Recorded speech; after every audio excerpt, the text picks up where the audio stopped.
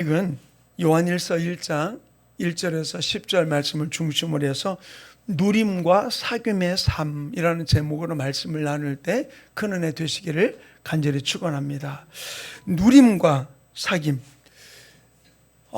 우리가 모든 일들 속에 주님은 우리를 누리기를 원하고 계세요. 그런데 누리는 걸 뭘로 누릴 수 있을까요?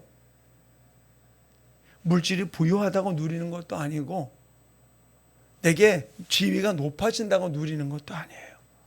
오늘 이 말씀을 통해서 아주 오늘 본문에서 중요한 부분들을 우리에게 가르쳐 주고 있는데, 하나님과 우리와의 관계 속에서 대단히 중요한 게 무엇이냐.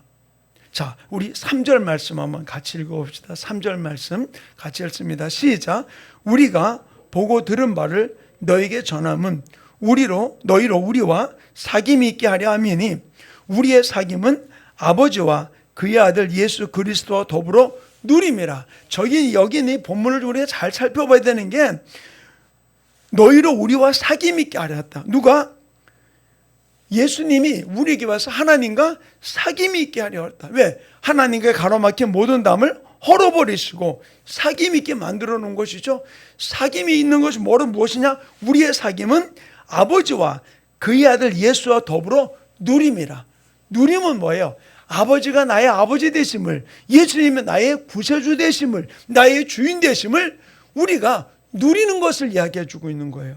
그러면 결국 우리가 뭐가 됩니까? 우리는 그들과 누리니까 어떻게 됩니까? 우리를 그를 아버지라 부르니까 우리는 자녀가 되고, 결국 우리는 자녀이면 상속자, 상속자면 하나님과 함께하는 상속자라고 그랬죠. 우리는 상속자가 되는 이 부분들을 누릴 줄 아는 거예요.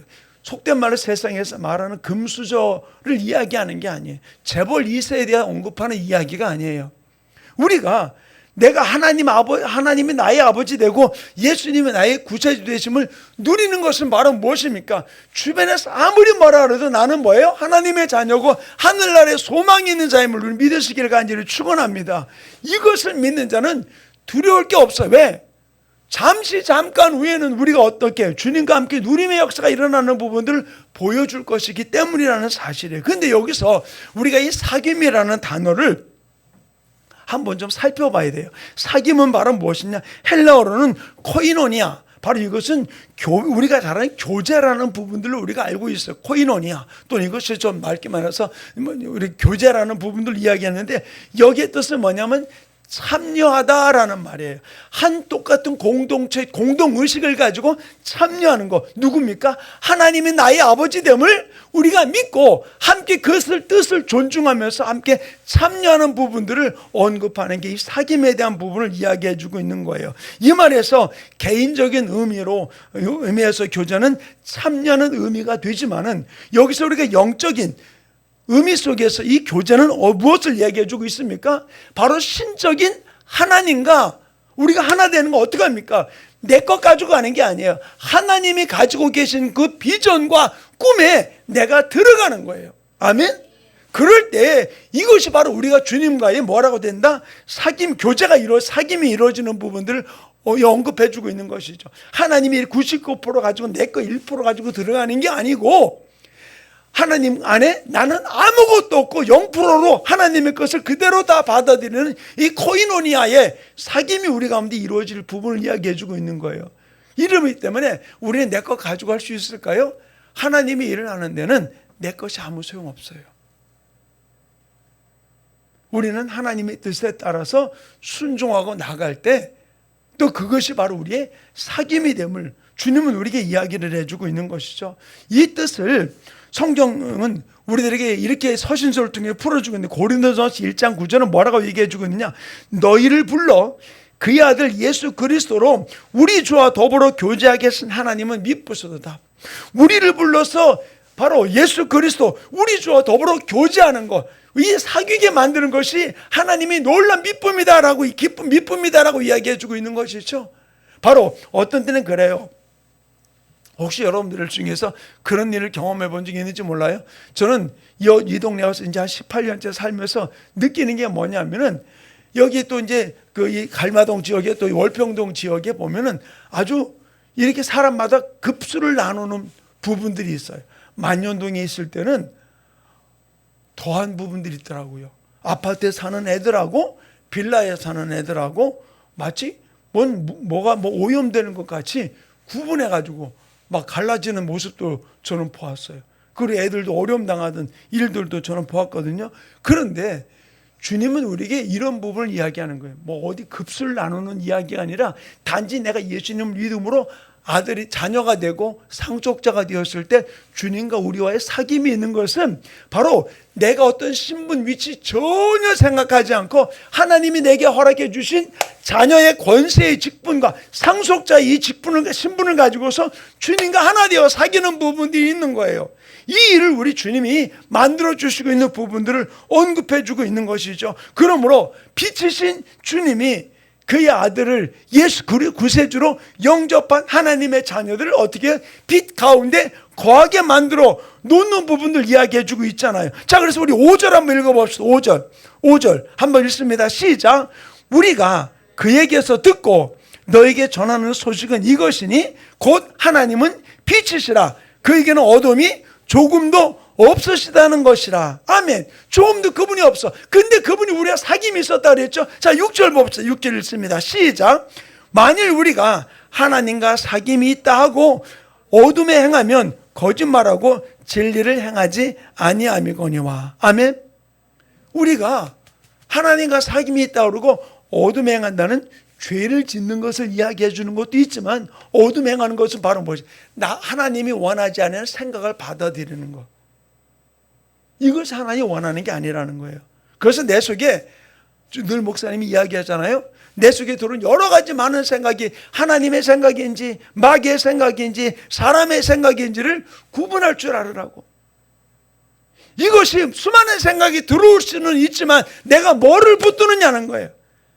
바로 빛 대신 그분이 우리 안에 오셔서 그분과 사귐이 있을 때 어둠은 떠나가는 역사가 일어나게 되는 거예요. 바로 이 부분들을 언급하며 우리에게 이야기를 해주고 있는 것입니다. 그래서 하나님과 사귐은 단지 그 차원에 머무는 것으로 끝나는 것이 아니라 우리가 예수 그리스도의 빛, 예수 그리스도의 비전, 예수 그리스도의 꿈을 성취하는 똑같이 우리가 나타내는 삶을 살아가는 존재가 되었음을 언급하며 이야기를 해주는 거예요. 자, 그럼 두 번째 누림은 바로 무엇이냐? 누림. 3절의 맨 마지막에 더불어 누림이라고 그랬잖아요. 이 누림이라는 단어는 마음껏 즐기며 맛보다라는 이야기예요. 우리가 주님의 그 빛을 마음껏 즐기고 맛보는 것, 주님의 그 자유를 마음껏 즐기고 맛보는 부분, 그것을 이야기해 주고 있거든요. 그래서 이 누림과 사귐이라는 이 두 단어는 하나님께서 사도 요한을 통해서 우리에게 주시기 원하시는 뜻이 바로 무엇이냐? 다른 것 아니에요. 하나님과의 사귐을 이룬 통로는 바로 누굽니까? 예수님을 통해서 우리가 사귐이 이루어지게 되었잖아요. 왜? 그 모든 담을 다 당신이 십자가의 지심을 통해서 다 해결해 주셨으니까. 이제 예수님이 우리의 죄를 지시고 대속해 주셨음을 우리가 믿고 이제는 예수님의 그 비전과 꿈에 동참하는 거예요. 이게 내 생각 버리고 누구의 비전? 예수님의 비전. 예수님의 꿈, 예수님의 생각을 따라서 내가 달려가는 삶, 이것이 바로 누림과 사귐의 아름다운 모습을 이루려는 하나님의 뜻이라는 거예요. 그러므로 우리가 이 땅을 살아가며 살리는 말은 무엇이냐? 이 사귐은 다른 게 아니에요. 하나님의 꿈과 하나님의 비전과 내가 하나가 되는 거예요. 그러므로 주님의 꿈이 나의 꿈이고 주님의 비전이 나의 비전이 되어서 우리가 주님을 바라보고 나아가는 아름다운 역사가 이루어지는 삶이 이루어져야 되는 거. 그래서 주님 우리 뭘 이야기합니까? 갈라디아서 2장 20절은 뭐라고 얘기해줘요? 내가 그리스도와 함께 십자가 못 박혀 죽었나니 그런 적이 이제는 내가 산 것이 아니요 오직 내 안에 그리스도께서 사신 것이라. 이제 내가 육체 가운데 사는 것은 나를 사랑하사 나를 위하여 자기 몸을 버리신 하나님의 아들을 믿는 믿음 안에 사는 것이라. 내가 이 땅에 사는 이유는 바로 무엇이냐? 나는 죽고 오직 이 땅에 살아가시는 하나님의 아들을 믿는 믿음 안에서 그를 나타내는 삶을 살아가는 것을 이야기해주고 있는 것이에요. 결국 내가 그 안에서 하나가 되어서 이제 주님의 뜻, 주님의 비전을 이루는 삶을 살아감을 이야기해주고 있는 것입니다. 사랑하는 성도님, 그래서 우리가 너무 중요한 부분들이 바로 무엇이냐? 이렇게 우리가 사귐 있게 하신 이유는 바로 무엇이냐? 자, 우리 4절 말씀 한번 읽어봅시다. 본문 4절 같이 읽습니다. 시작. 우리가 이것을 쓰면 우리의 기쁨이 충만하게 하려 함이라. 아멘. 여기서 우리가 누굴까요? 앞에 부분들 속에서는 태초부터 계신 생명의 말씀이라고 이야기를 해주었지만 이제는 우리가 주님과 사귐이 있는 누림이 있는 우리들이 이제는 뭐예요? 하나님의 우리가 아니라 이제 우리가 주님과 함께 누림이 되고 사귐이 되었기 때문에 우리라는 말은 하나님을 포함한 우리를 포함한 모든 부분들 이야기해 주고 있는 것이죠. 바로 우리의 기쁨이 충만하게 하려 함이라. 결국 주님이 기뻐하는 것이 나의 기쁨이 되는 거고 주님의 만족이 나의 만족이 되는 부분들 이야기해 주고 있는 것이죠. 그러면 우리는 주님의 기쁨의 삶을 살아가야 되는 거예요. 그래서 우리는 우리 믿음이 어떤 믿음이 되어야 되느냐? 나는 믿음이 하나님이 보시기에 내가 믿는 자인가? 이걸 봐야 돼요. 아직 내가 하나님 보시기에 믿는 자가 아니다. 뭐 때문에요? 그렇게 생각한 이유가 바로 뭐예요? 내가 부족하다고? 그런데 우리가 하나님 보시기에 믿는 자의 삶은 바로 무엇이냐? 하나님과 하나가 되는 거예요. 그분의 꿈과 그분의 비전과 하나가 될 때 우리는 주님이 보시기에 기쁨이고 주님이 보시기에 믿는 자의 삶으로 출발을 시작하고 있는 거예요. 처음부터 우리가 완벽하게 살아가는 거 이야기하는 게 아니에요. 베드로가 주는 그리스도 살아계신 하나님이라고 고백하고 하늘의 천국 열쇠를 받았지만 그 다음에 바로 이어서 하나님이 가는 예수님이 가는 길을 가로막았다가 어떤 일이 있었어요? 사단은 너는 내 뒤로 물러가라. 그런 이야기를 들었어요. 베드로도 수제자라고 이야기를 하지만 넘어지고 쓰러지는 일이 많았었어요. 주를 고백했지만 쓰러지는 일이 많았어요. 그러나 마지막 어떻게 했습니까? 성령 받고 난 이후에 그는 담대함으로 나가게 되었던 모습을 사도행전을 찾아볼 수 있잖아요. 삶마다 성장에 올라가는 부분들이에요. 바울도 마찬가지였잖아요. 다메섹 도상에서 예수님을 만나고 난 다음에 그는 내가 죄인입니다라고 고백했어요. 그러나 점점 주님 앞에 가면서 나는 죄인 중에 괴수라고 이야기도 하면서 나는 날마다 죽노라라고 고백하는 삶을 살아갔던 것이죠. 결국 처음부터 우리는 완벽한 사람이 아니에요. 그러나 믿음 안에서 한 걸음 한 걸음 주님을 바라보고 주님의 비전을 바라보고 달려갈 때 우리는 주님의 기쁨이 된다는 사실을 기억하기를 간절히 축원합니다. 그러므로 우리는 알아야 될 일은 뭐냐? 하나님의 꿈과 비전과 하나 되어서 우리는 이 기쁨을 누리는 우리 주인공들 되기를 간절히 축원합니다. 저를 따라합시다. 나는 하나님의 꿈과 하나님의 비전과 하나 된 자다. 아멘. 나는 하나님의 꿈과 비전과 하나 된 자다. 바로 이것이 주님이 원하시는 모습이라는 사실이에요. 그래서 오늘 본문은 이 기쁨을 처음부터 이렇게 이야기해 주고 있잖아요. 1절, 2절 두 구절만 같이 다시 읽습니다. 1절 시작. 태초부터 있는 생명의 말씀에 관하여는 우리가 들은 바요 눈으로 본 바요 자세히 보고 우리 손으로 만진 바라. 이 생명이 나타내신 바 된지라. 이 영원한 생명을 우리가 보았고 증언하여 너에게 전하노니 이는 아버지와 함께 계시다가 우리에게 나타나신 바 된 이신이라. 아멘. 여기서 뭐라 그랬어요? 우리가 눈으로 본 바요 손으로 만진 바요 우리가 보았고 너희가 전했다 그랬어요. 자, 여기서 우리가 볼 일, 이 생명을, 예수 그리스도의 생명을 우리 눈으로 보고 손으로 만지고 귀로 들었다 그랬어요. 여러분 보고 만지고 들으셨습니까? 왜 대답을 안 해요? 이미 예수님을 내 안에 구세주로 영접한 자는 내 육신의 눈으로는 보지 못했지만 그분은 내 삶의 주인이에요. 아멘. 그럴 때 우리 눈으로 보았고 하나님의 말씀을 들었기 때문에 우리는 들은 자고 내 삶 속에 하나님 함께 하심을 만진 자라는 사실이에요. 그렇기 때문에 우리는 어떤 일들 속에서라도 흔들리지 말고 우리가 목사님 설교 말씀과 성경 공부를 통하면서 늘 제가 늘 하는 이야기가 있잖아요. 바로 예수님은 나에게 어떤 분이십니까? 우리가 예수님과의 만남이 있어야 돼요. 그 만남을, 이 인카운트를 우리는 잊어버리지 말고 이 하나님과 만남이 우리들 속에서 매일매일, 제가 성탄 절만 때만 한 얘기가 뭐예요? 무슨 크리스마스? 예? 아니 내가 지금 몇십 년째 우리 교회들 성탄절만 되면 그 문자를 영어로 못하는 영어를 써가면서 내가 보내는데 몰라요? 에브리데이 크리스마스, 매일 크리스마스.